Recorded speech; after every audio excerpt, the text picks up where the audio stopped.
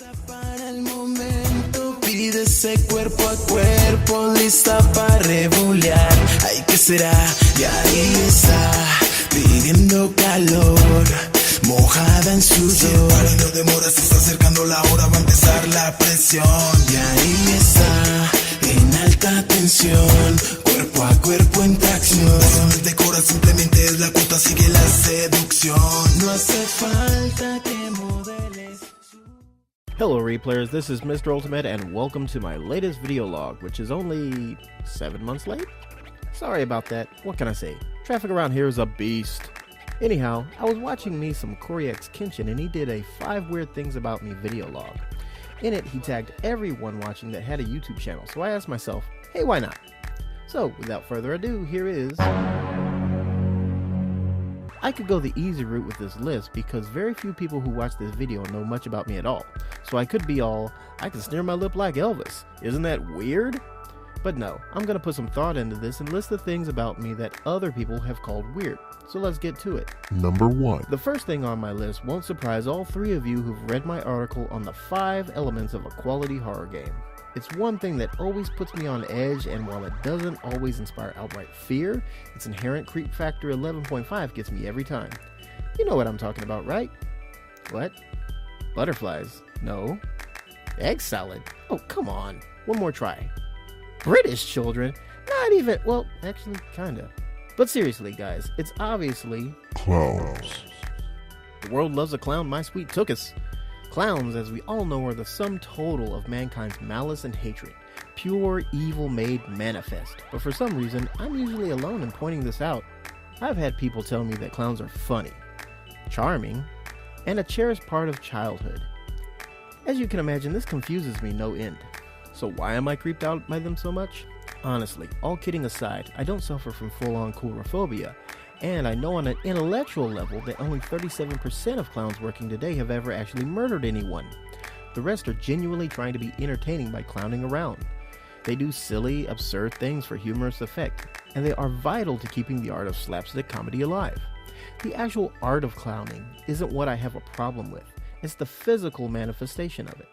The typical clown get-up with its silly wigs, baggy clothes, floppy shoes, and false emotional expressions painted on to mask their darker purpose is what unsettles me.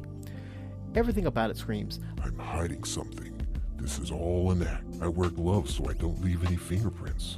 Why, yes, I do eat my victims. This red smile ain't lipstick. And yet, by their very nature, they demand our attention. Put yourself in a crowd with a clown in it, and try not to notice the clown. Oh, you'll be looking at that clown. You'll be able to describe every detail about that clown, but you won't be able to say anything about the person behind the makeup when the police take your statement. Talk about hiding in plain sight. That's probably why clowns make good horror antagonists. Taking something that's supposed to be fun and innocent, that demands your attention and draws you to it, and twist it into something dark, for me, is the best kind of horror. But that's enough about the evil ones. Let's move on. Number 2. Since we're on the topic of fear, this one bugs me to this day. As a horror fan, I feel like I failed myself and the genre in general by not fully experiencing what I believe is a must for horror gamers. Let me take a deep breath. I never finished Amnesia: The Dark Descent. I bought Amnesia pretty much as soon as I heard about it. I saw maybe 2 minutes of gameplay and was all, I'm in, I'm so in. Just like Flynn, and we all know how in Flynn is. So I download it and install it, and I'm wringing my hands over it. Just hovering over my keyboard, wringing my hands like Gollum before you get some sweet one ring action. Oh, this is gonna be so good. It's gonna be so scary. I'm gonna scream my head off and sleep with the lights on. I'm gonna call out from work because the booger man is gonna get me. I was looking forward to the fear sweats, so I started up and it's everything I wanted. It made me feel helpless, alone, and trapped. But it also did what good horror always should. It made me feel alive. On the real, I knew there was nothing to fear. No matter how much I played, no grunts or brutes were gonna come crashing through my door in the dead of night. That's why horror is so enjoyable. We can experience the thrill of terror without the prerequisite danger. We get to enjoy the adrenaline surge, laugh at ourselves for getting got, and smile. That's what horror is all about. Not the gore, the violence, the monsters. It's about the fun of the experience. And believe me, Amnesia was fun for me. Frictional Games undoubtedly had my number. They had all of our numbers. So, I get to the part where you meet Agrippa, and for some reason, I decide to take a small break. Just a few days, let the heebies and the jeebies calm down so maybe I don't jump when somebody at work opens my office door too slowly and makes that creaking sound. No biggie.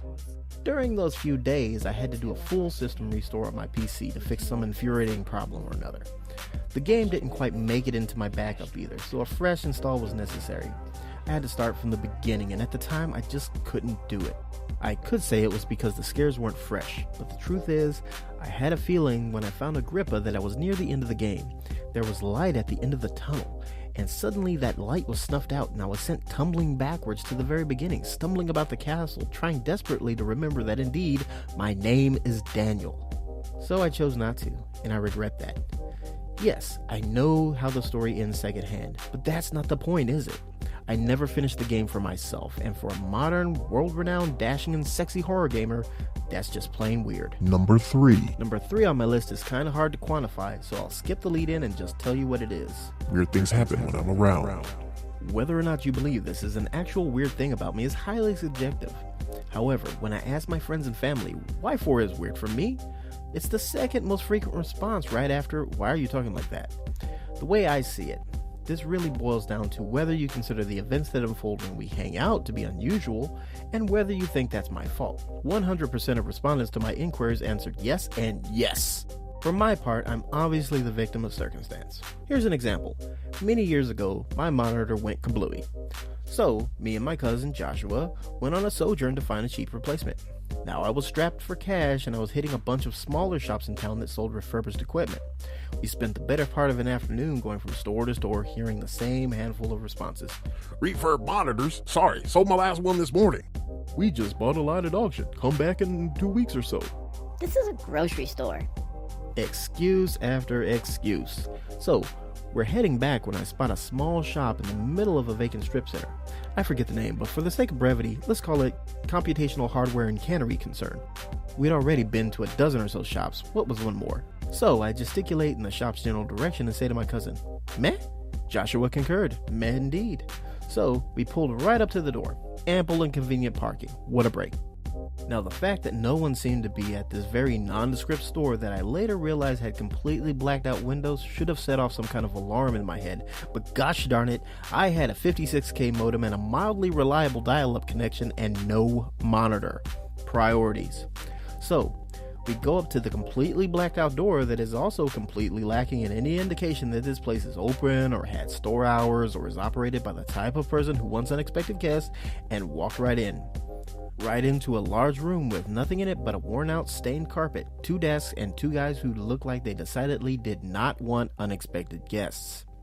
The taller of the 2 bolted up from his seat and rounded his desk in that I didn't do it. Nothing to see here. I have rights. sort of way. The shorter guy, who was positioned right next to the door so that anyone barging into the room would have their backs to him, hunkered down, put one hand behind his back and the other under his desk. He then proceeded to burn the hair off the backs of our necks with pure, unadulterated hatred. To this day, I can't forget the look on his face. No one will ever convince me that he wasn't thinking, Oh, I'm gonna stab him. I'm gonna stab him so good, I can't wait. I wish I was stabbing them right now. It's gonna sound like this. Just like that. Heard it 1,000 times. The taller guy obviously had years of sale experience. What do you want? My cousin and I looked back at the smaller guy, just so he'd know we knew he was there, I suppose. Then I say, I'm looking for a monitor and we saw your place and thought we'd check with you. Do you sell things? I side-glanced at Joshua, who side-glanced right back and ever so subtly shook his head no. Or it could have been run. Both were equally correct. We build computers for schools. Sure as shooting, the small guy next to the door was building something out of that box he was hunkered over, but it certainly wasn't a computer. Just then, a door next to the tall guy opens just a crack and somebody mumbled something. The tall guy just shakes his head no. Somehow the fact that both sides of this equation were using nonverbal communication heightened the tension in the room. Joshua said, well, okay, we'd better go. Again, we side-glanced and somehow knew there was no way we were turning our backs to this room. Joshua has said that it's the only time in his life that he ever walked to a door, opened it, and stepped through without laying eyes on it. Once outside, we got in the car, backed up as far as we could to keep eyes on the place, and casually hauled as quickly as possible down Houston's lovely Bel Air Boulevard. We didn't speak right away. We both glanced at the rear view every so often. After passing maybe 4 traffic lights, I finally said, "Were we almost murdered?" Joshua never took his eyes off the road. Yes. Could have happened to anyone. Number 4. When it comes to food, some people point out my obsession with fried chicken, but I'm sorry, that's not weird. Fried chicken is awesome, and if people could let go of the racial connotations, everyone would realize that fried chicken and watermelon is one of the greatest food combinations ever. As one of the great American philosophers, David Chappelle, said, "If you don't like fried chicken and watermelon, there's not something wrong with me, there's something wrong with you." There is something wrong with you. So that's normal, but why am I talking about food? What's weird about the food I eat? My favorite sandwich. Like every red-blooded American male, I love me some sandwiches. Mostly stuff you'd expect. Po' boys, Reubens, meatball subs, that kind of thing. But my favorite of all time? Peanut butter, jelly, and sour dill pickles. Oh yeah. Now, I'm not going to explain this one on a flavor aspect. Probably more people than you'd expect are down for some peanut butter and pickle sandwiches. Those go way back. But I don't know a lot of those people who will join me in the sublime experience that can only be had by adding some grape jelly to the mix. It's probably the best thing ever, even if there are those who refuse to acknowledge it. In fact, on record, there's only one person to ever publicly denounce the peanut butter jelly and pickle sandwich: Adolf Hitler. You might not find that in your history books, but it's only because the man doesn't want you to. So, before you judge me and my magnificent sandwich, ask yourself this: are you really agreeing with Hitler? With Hitler! Number 5. Number 5 is weird to me simply for it being on this list. I guess because I do Let's Plays and tend to favor lesser known indie titles over AAA titles, people make certain assumptions. Well, you know what they say about when you assume. It's rude. Don't do it. Anyway, what am I talking about? I don't sub PewDiePie. What? Now bear with me because this will take some explaining. But first, if you're expecting me or hoping for me to bash PewDiePie right now, prepare to be disappointed. If you dislike him because he's at this moment the biggest YouTube star in the history of streaming video, and you don't like popular things for the sake of not liking popular things, that's not something we can bond over. Anyway, a lot of people think that it's weird for me not to sub PewDiePie for some reason, even though I can guarantee you he's not losing any sleep over it. Don't get me wrong, I have a lot of respect for everything PewDiePie has accomplished, and I'm really grateful for how he's been a major part of making Let's Play in general a part of the mainstream. Plus, his charity work speaks for itself. Thing is, when I really think about it, it really doesn't have anything to do with PewDiePie himself. It's just a natural result of a series of events that led me to wanting to do Let's Play in the first place. You see, the first major Let's Player I subbed was Markiplier. Before that, the closest thing to Let's Play I watched was Freeman's Mind because, of course I did. It's hilarious! Anyway, like a lot of Mark's fans, finding his channel helped me get through a very rough time in my life. While it didn't directly heal what was going on inside my head, he provided a little bright spot during each day to let me forget about the darkness all around me for just a little while. That small amount of time was a lifesaver. Every day I had something to look forward to, and while I was waiting for the next video, I felt good. I knew it was coming soon, so in the meantime, I'd look at something else. I'd read, chit-chat on Facebook, watch videos of people talking about cool or interesting things. I got interested in games again. I reconnected with friends I'd met through gaming.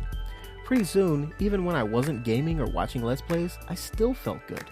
I started reaching out to friends and family that I had unconsciously shut out because I didn't want to get any of my cuckoo jibbly wibbly on them. So, Markiplier didn't directly make the darkness go away, but he did provide a little ray of happiness, refuge, and plain old fun that gave me the wiggle room I needed to pull myself out of the downward spiral I had locked into. Mysterious ways, folks. Mysterious ways. Anyhow, after I got caught up on the majority of Markiplier's videos, I started looking at other Let's Players and I found PewDiePie. I noticed he did pretty much the same games as Mark. And of course, others have games in common with Mark as well, but he and PewDiePie seem to do the same games really close together, so I didn't see the point in subbing them both. PewDiePie is cool and all, but he doesn't own a wharf stash to my knowledge. Wharf stashes are important. So, why don't I just sub PewDiePie now?